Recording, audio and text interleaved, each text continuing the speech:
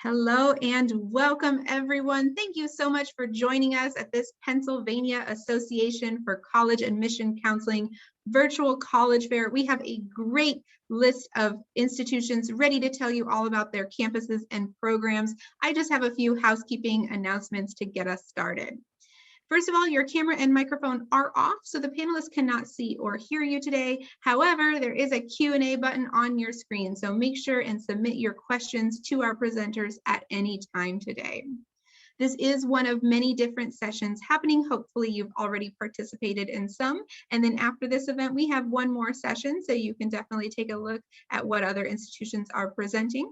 But do keep in mind that this presentation, along with all of the others, are being recorded and will be available within about a week at strivescan.com/Pennsylvania. I'm going to put that in the chat for you, but first I'm going to turn it over to our main event, and that's kicking it off with our presenters. Getting us started today, we have the Art Academy of Cincinnati. Whenever you are ready, take it away. All right, thank you. I'm pulling up my screen. All right.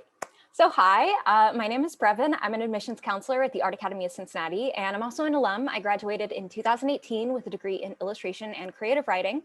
So today I'm just going to go through some of the things that we have to offer. For over 150 years, the Art Academy has been offering accredited degrees to artists, designers, and writers. Most popularly, that's our Bachelor's of Fine Arts program, which is our 4-year program, but we also offer an Associates of Science in Design and a Master's of Art in Art Education. We're a really small school. We have about 200 students, so it makes it really easy for you to get to know your professors and your peers. There's a 9-to-1 student-faculty ratio, so you're never going to have to be fighting over attention. Our curriculum is 2/3 studio classes and 1/3 liberal arts classes.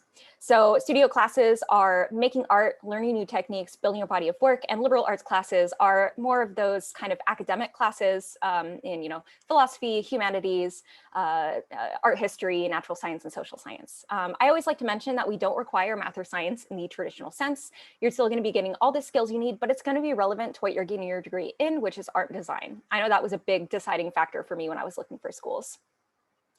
We have a major fluid program, and you can see all of our majors on the side of the screen here. And that means that if you come in and you major in creative writing, you can still take classes in illustration or print media or photography or pretty much whatever you want. This allows our students to really build a tool belt of skills that will help them in their creative endeavors in the future. All juniors and seniors at the Art Academy have access to an artist studio at the school. This is a little space that you would share with 3 of your best friends and people that you work really well with. It's a really great place to develop your own studio practice and treat art more professionally. Our building is open 24/7, so anytime that you need to come in to use these studios, you have the power to do that. And this is just kind of a glance at what our facilities look like. Everything is in this one building.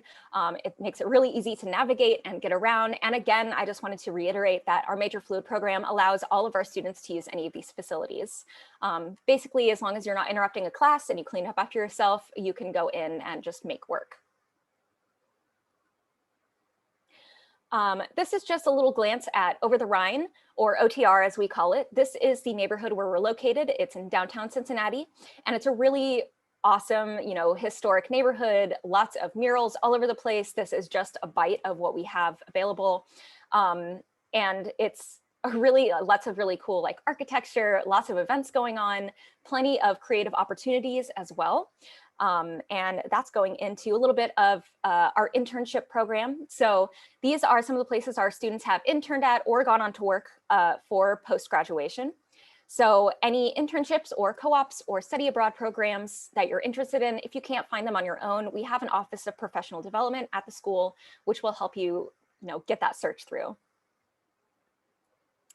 This is our application process. First, of course, is the application, which you can submit online through our website or through the Common App. Second is the portfolio, and I'm going to get a little bit into that in the next slide. And then third is your final transcripts. So you can actually be accepted before we get your final transcripts. You're going to be writing down what you think your GPA is, and then we're going to be cross-referencing it. But this just kind of makes it easier for our students to get through the process.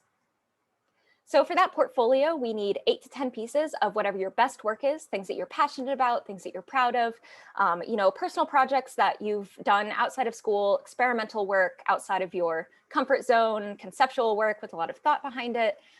You can even bring in sketchbook work for things that aren't quite hashed out yet, or maybe preliminary stuff that you've done. And more than anything, we're looking for quality over quantity. So if you only have 8 pieces that you're really proud of, don't worry about filling up those other 2 spaces. And you can submit these online as well through SlideRoom, or you can set up a meeting either in person or virtually with one of our counselors.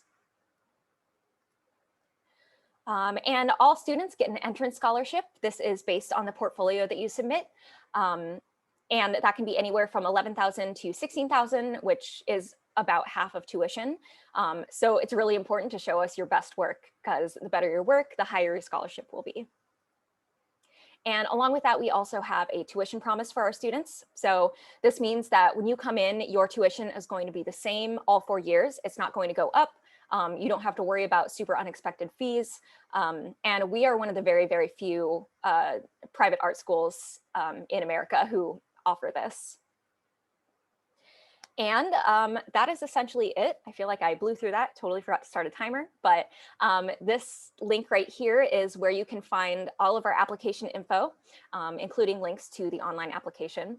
I'm also going to be dropping contact information and some additional links in the chat for everyone to look through if you're interested in us. And thank you so much for listening. Fantastic. A great way to get us started, Art Academy of Cincinnati. Even without a timer, you did wonderfully. Okay, we are going to turn it over now to Coastal Carolina University. I want to remind everyone that that Q&A function is live, so go ahead and get your questions in, but we are ready whenever you are, Coastal Carolina. Thank you. Give me one moment. And let's see if this works. Does it look good? I hope so. Okay, perfect. Hello, everybody. My name is William Clark. I'm an admissions counselor at Coastal Carolina University. I'm just gonna give you a little bit of information about CCU. I'm an alum as well. I graduated back in 2016 with a degree in communication and a minor in sociology. So let's go ahead and get it started. Coastal Carolina is actually located in Conway, South Carolina. People think we're in Myrtle Beach, but we're actually 9 miles west of it or east of it. We have a little bit over 10,000 students, so it's a good happy medium institution. Not too big, not too small, it's just right. We have 5 academic colleges ranging from art, you have business, you have marine science, you have education as well. And if you also don't know what you want to do, we have interdisciplinary studies as well. So it's pretty fantastic. And we have over 90 programs of study, but I can't get into all of those. So by all means, if you have any questions, reach out to me. We have a 16-to-1 student faculty ratio, so a little over 20 to 35 students, and it can range from, whether depending on your major, from 15 students in the classroom, depending on what, like say your major, your senior year. And also professors have about 79% of our professors have doctoral or terminal degrees. So that actually goes a long, long way. We have a lot of organizations on campus. We have actually over 120, ranging from SGA to WCCU Radio, which is something I was a part of. We have marching band. We have a hammock club. Yeah, as I said, hammocks. And also, if you like Harry Potter, we do have a Quidditch team. So if you want to get involved, we have a lot of opportunities for that. We have the 19 Division I athletic teams here on campus. We actually do have a teal turf. So basically we call it the surf turf. It's a colored football field. And we also won the College World Series back in 2016. And our football team did pretty well this past year. So hopefully our enrollment is going to increase due to that. But all students are actually able to go to these games for free, whether it's volleyball, softball, baseball, soccer, lacrosse, you name it. Hashtag TEALNATION. If you guys look right up and down the I-95 corridor, we get over 15,000 applications a year. So we're about 50-50 in-state and out-of-state. I'm from in-states, from South Carolina. So I had friends who were actually from New York, New Jersey. It goes all over the place. So don't feel like you're out of place, because I'm pretty sure you'll find someone that you're very familiar with or someone from a town over or two. These are just the middle 50% range requirements: 3.2 to a 4.0, 19 to a 24 on the ACT, 1020 to 1150 on the SAT.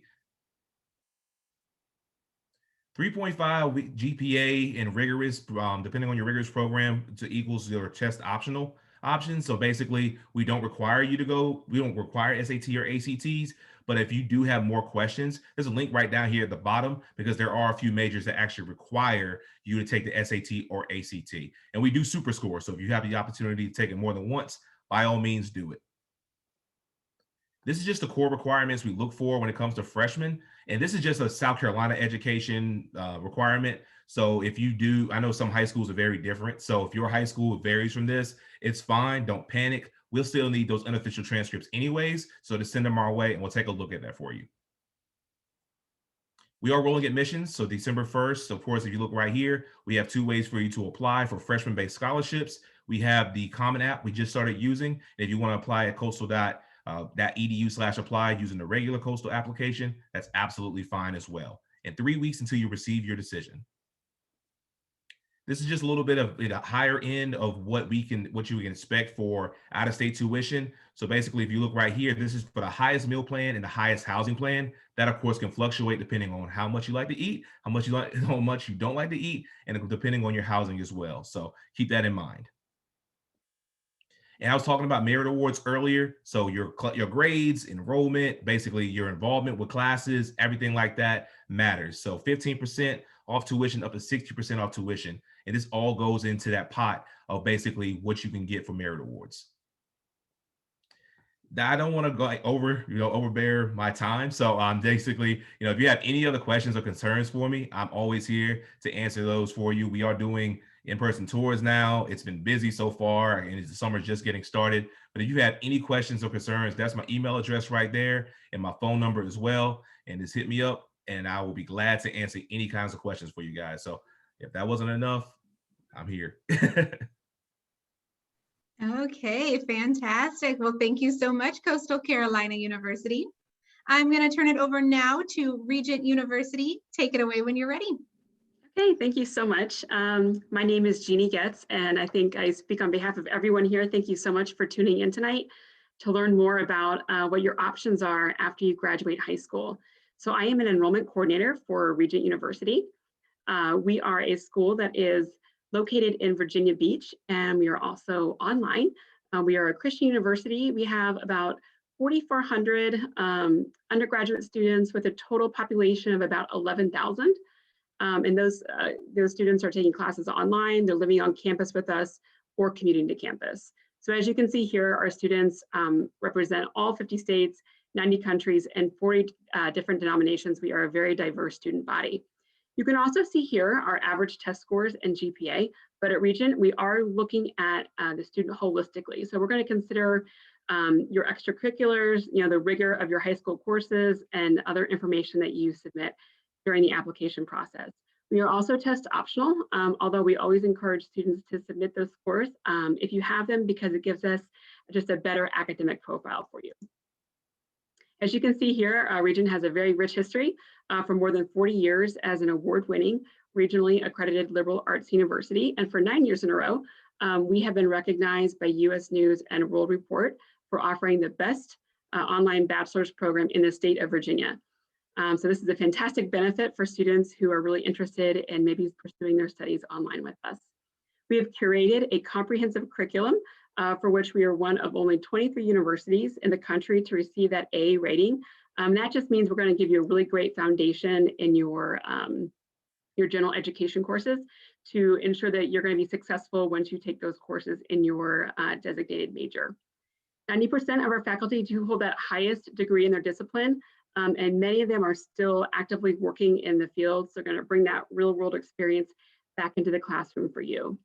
And our student to faculty ratio is 17:1. We love this small classroom dynamic because we really feel like it encourages conversations between peers, but also it's going to help you to get that individualized instruction from your professors. And you're going to find that these relationships are just invaluable, as you go through your 4 years here at Regent, and you grow your network and you look for that first job in your chosen field. So at Regent, rest assured, you will never get lost in a very large lecture hall. We do realize that figuring out your finances is a really huge factor when you decide on which school to attend. At Regent, we are committed to making your education very affordable. We do rank in the top 5% of most affordable private Christian universities across the country. 85% of our undergraduate students do receive some sort of aid, whether that's merit-based or need-based or a combination of both. We do have a number of institutional opportunities for aid. We always encourage students to fill out that FAFSA, take advantage of federal aid as well. And we have this net price calculator website here, which is an excellent resource if you want to break down your costs based on your individual circumstances. We also realize that you might be a student who prefers that flexibility of learning online on your own schedule. And tuition in this case is determined by course load. So at full-time at Regent University is 12 or more credits per semester. We have over 150 different programs of study, all the way from art through STEM courses. We feel like we offer our majors in the most popular and relevant, all the way from associates to doctoral programs. And for those students who are really desiring to expand their knowledge in more of a classical approach, we do have an honors college that does offer a very challenging curriculum and collaborative environment to foster knowledge, character, and skills. At Regent, we offer our students many resources to ensure their success. This is available to you whether you study online with us or you live on campus. One of my favorites is the career services. Our students and alumni can receive professional help on their resumes. They can learn how to interview better, find internships, externships, jobs, as well as access our premium career assessments. And we also understand that going to college is a 360-degree experience. It involves every aspect of your life, and Regent does offer a lot of opportunities outside of the classroom. We do have over 55 student-led organizations, including a surf club. We are very close to the beach, and a moot court. We do have a law school on our campus. We offer 9 collegiate sports as well as club and intramural sports. We also offer the ever popular esports. And we do have a state-of-the-art performing arts center where a lot of our students enjoy watching or participating in several productions throughout the year. And of course, if you're interested in a military career, we have some awesome ROTC programs and scholarships. Regent is located again in coastal, beautiful Virginia Beach. We're a short drive from the boardwalk. In the state of Virginia, there are 38 state parks and 21 national parks, so great places to unwind, refresh over the weekend. You can also see here that we are very close to some historic sites like Williamsburg. We're also close to the Outer Banks in DC. We are always encouraging students to schedule on-campus tours with us to get a feel for the culture of Regent. We also have a tour online as well. You can apply online, or you can call and speak to one of our admissions counselors and they will waive that application fee.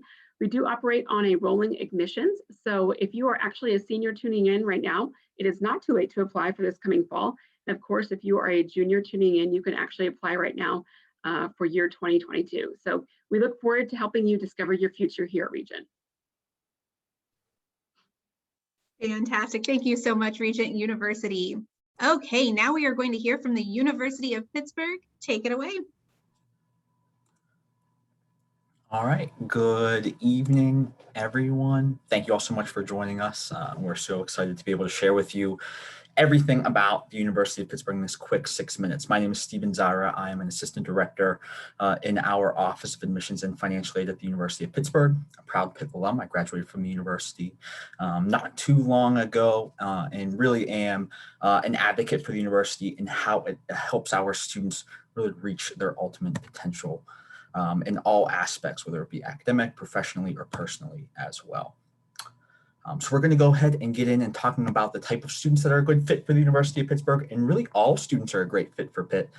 We have over 100 majors. You can see 107 majors available to students with 5 first-year entry programs that students can apply directly to on their application for admission. That's definitely important. When you're completing your application and applying to Pitt, you will select one of our entry schools, whether it be arts and sciences, our College of Business Administration, our Swanton School of Engineering, our School of Nursing, or our newest School of Computing and Information Sciences. We attract students from all over the country, all 50 states, over 100 countries as well. A very active student body. So whether you're a sports fan, you want to participate or watch or view Division I athletics, or maybe you just want to get involved in other student organizations. We have over 450 really student organizations that students can be active in. And although we are a university of about 19,000 undergraduate students, we do keep our class sizes relatively small. Only 7% of our courses have more than 100 students.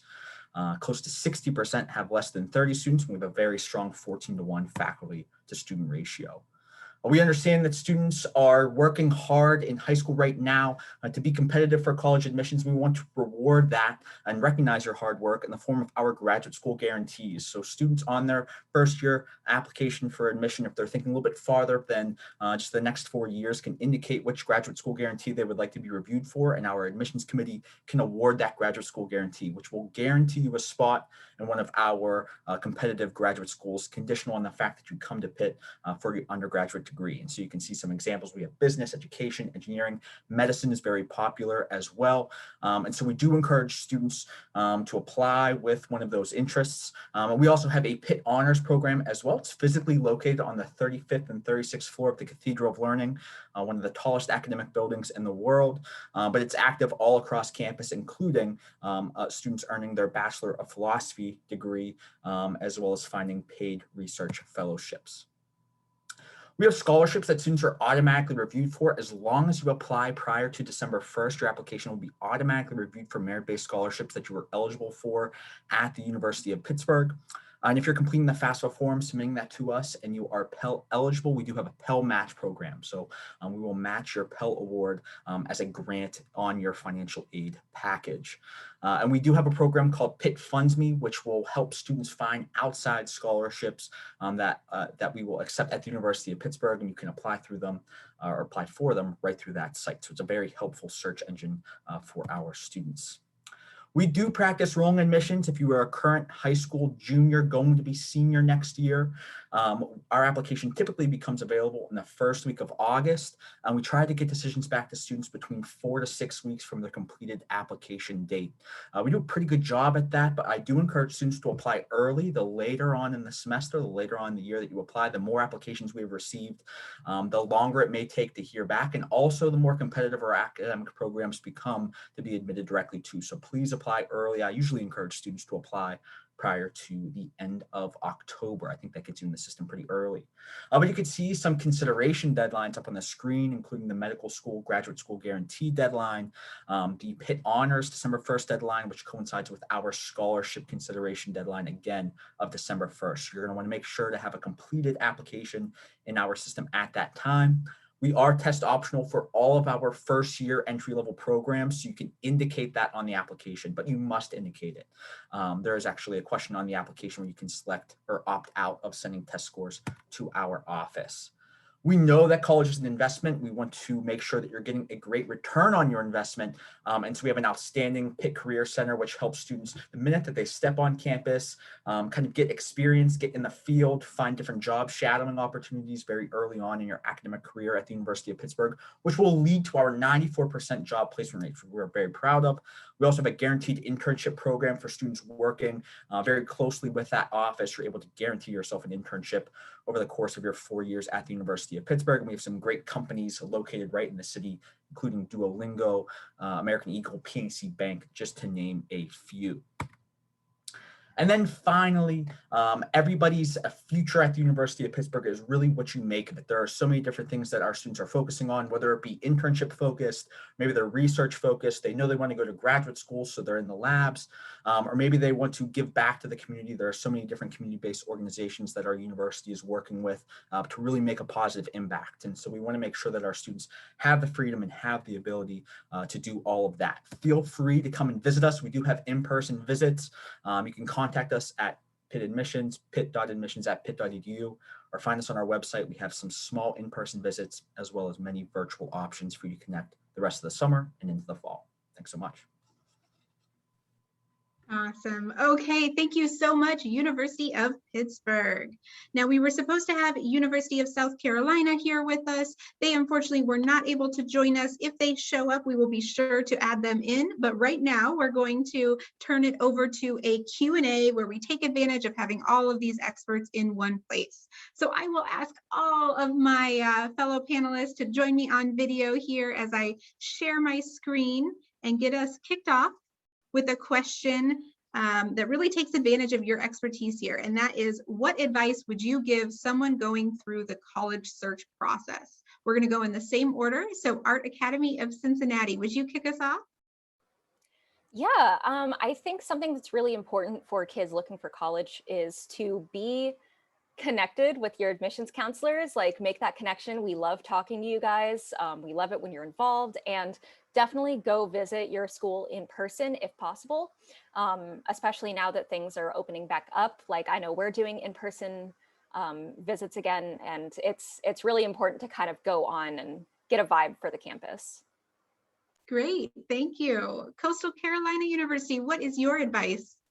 No, literally following up with what she said. Honestly, it's all about, talking to people, talking. That's what we're here for. That's literally our job, is to help students get from point A to point B. If you have the opportunity to visit the campus, it's been, like I said, everything's been opening up, like the young lady just said, but now take advantage of it. If you didn't have the opportunity to go in the fall or spring, do it, because that can literally change your, I guess, your reasoning of going to a college. Just seeing it, I mean, it can literally just take one visit. So always take advantage of it. And the best thing is, it's a road trip to anywhere you live. It's an opportunity to go see a new city. So take advantage of it for sure. Awesome, thank you so much, Coastal Carolina. Regent University, what would you like to add? I'd like to first add, if you haven't already done so, it's super easy, but I would make a new email address, particularly for the college search process, one that is dedicated to all the schools that you speak to so that you don't lose any important emails along the way. And my second piece of advice is make it your full-time job right now to look for private scholarships. There's a lot of money that's left on the table every year because students just haven't put the time in to find them or to write those essays, but you can really bring down the cost of college by looking at those private scholarships. Absolutely, great advice. University of Pittsburgh, what would you like to add? Yeah, I think this is a great question. I think that the college search is one that starts earlier and earlier for students. So maybe you've already visited some colleges if you're watching, even if you're a first-year student or a sophomore in high school, junior, rising senior, you maybe have already visited colleges. So it's a really long, drawn-out process, but I encourage you to take a little bit of time to enjoy it, soak it in whenever you're going on the college visits, find something fun to do on campus or just off of campus, and really try to enjoy it and celebrate the decision that you make, no matter what campus, no matter what university you choose to go to. You're going to do great. You're going to do great things and be successful. But it is a long process with a lot of information, so it's easy to be overwhelmed. So every once in a while, take a little time, sit back, relax, and just enjoy the ride. Great advice there from everyone. Okay, now we're going to head back to your campuses. So my next question here is, what is your favorite event or tradition on campus? We will go in the same order, kicking it off once again with Art Academy of Cincinnati. I think my favorite event or rather tradition, will always be our graduation ceremony. We start our seniors off lined up outside of the school. We take some pictures. People have flags, and everyone's gown is decorated because, we're artists. So every time there's graduation, people will just come out with these insane decorations on their gowns and their hats. We walk from the school to Memorial Hall, which is just a few blocks away through OTR, and we have like a bagpipe player leading the line of students, like the procession, and it's always just really fun. It's always fun to record and to be a part of. Yeah, that sounds so special. It's like you get a fashion show in addition to a graduation event, right? I love it. Regent University, your favorite event or tradition? I would say every November, we open up our campus to outside vendors, and they set up tents that are on our campus for several weeks. It's kind of like a large Christmas festival. We have millions of lights, and artisans come in, and of course we've got the food and beverage stations as well. But it's a great community event on our campus.